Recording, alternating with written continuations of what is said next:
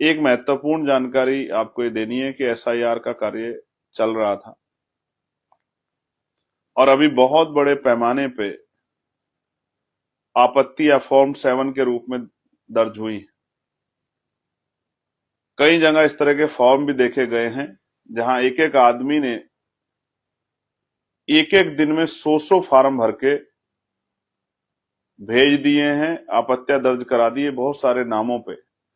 और जब सर्च कराया गया, इंफॉर्मेशन इकट्ठा की गई, तो पता लगा कि जिस आदमी के साइन है उसने मना कर दिया कि भाई मैंने तो साइन ही नहीं किए, मेरे साइन ही मेरी पासबुक से मिला लो आप। इस तरह की चीजें, बड़ी चिंता जो है, जब लोकतंत्र पे चिंता आती है, लोकतंत्र पे हमला होता है, वो लोगों की वोटों को रोकने का प्रयास किया जाता है, ये एक बड़ी चिंता पैदा करती है कमजोर हक वंचित समाज में, जिनको महापुरुषों ने वोट के अधिकार को, जिनको हथियार बताया, जिनको जिनको जो तैयार हुए हैं हथियार का से शक्ति बनाने के लिए।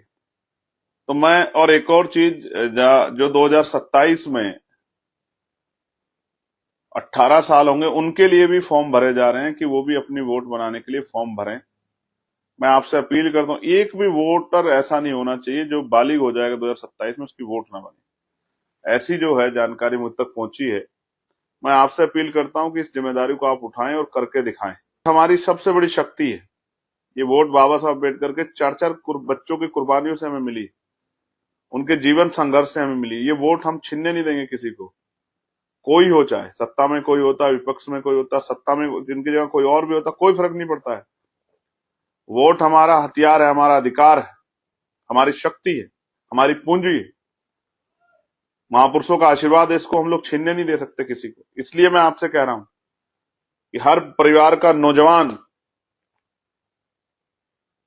वो अपने वोट को, अपने परिवार के वोट की रक्षा सुरक्षा करने की जिम्मेदारी स्वयं उठाए।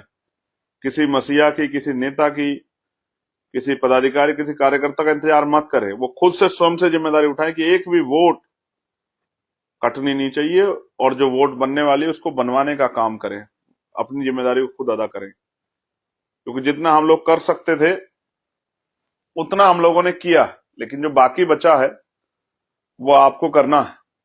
इसके लिए भी मैं आपको आग्रह कर रहा हूं।